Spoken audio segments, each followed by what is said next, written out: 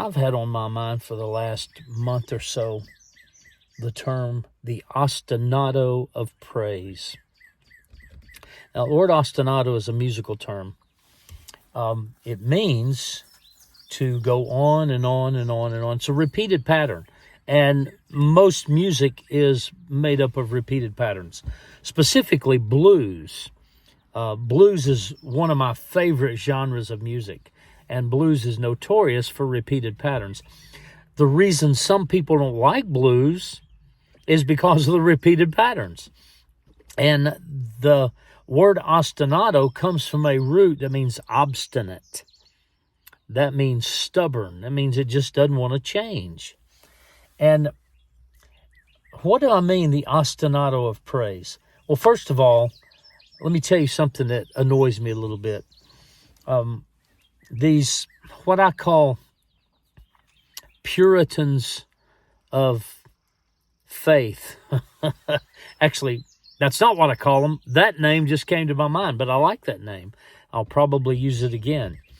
They are the police of our faith.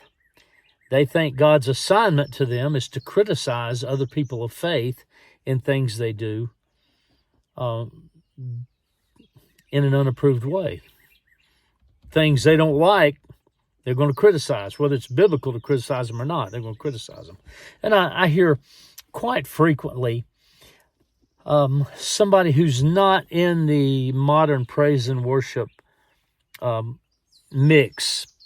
It's not their favorite style of music. And by the way, it doesn't have to be. I love the old hymns. My goodness, I get so involved in worship when we mix old hymns and modern contemporary hymns.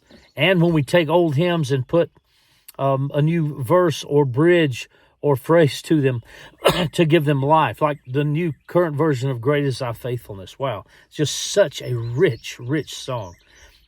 The newer version of Amazing Grace, not done in the traditional three-quarter time, but in 4/4 time, that adds the phrase, my chains are gone, I've been set free. That's incredible.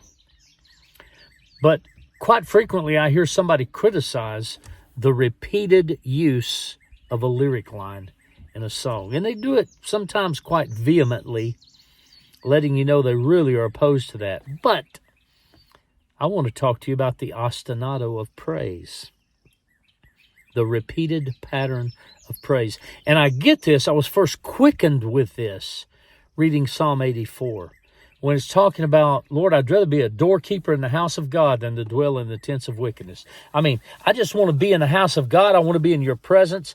If I have to be a custodian there or an usher, just give me a reason to be there. And then it talks about how blessed the swallow, the bird, is for laying her nest in the house of God. Why? Because in the Old Testament, the house of God equates to the presence of God, being in his presence. Wow, don't you love the presence of God? And then it says, Psalm 84, those that dwell in your presence, they will still be praising you. In other words, they just go on and on and on and on and on and on and on. They just are in an ostinato. They won't quit. Stubborn as can be, praising you. I love it.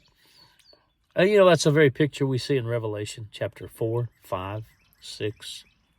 It is. The 4 beasts and the 24 elders, day and night, over and over and over and over again, crying, holy, holy, holy, holy, holy. Next time you and I get annoyed at a repeated pattern of praise, why don't we think through what we're getting annoyed about?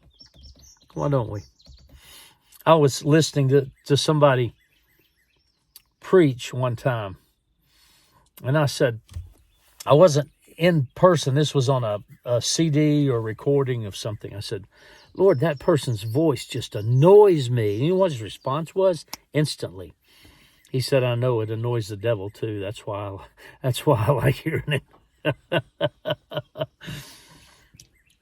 Next time we're hearing the Ostinato of Praise, maybe we ought to do a little introspection and see why we don't like it. Wouldn't hurt. God bless you.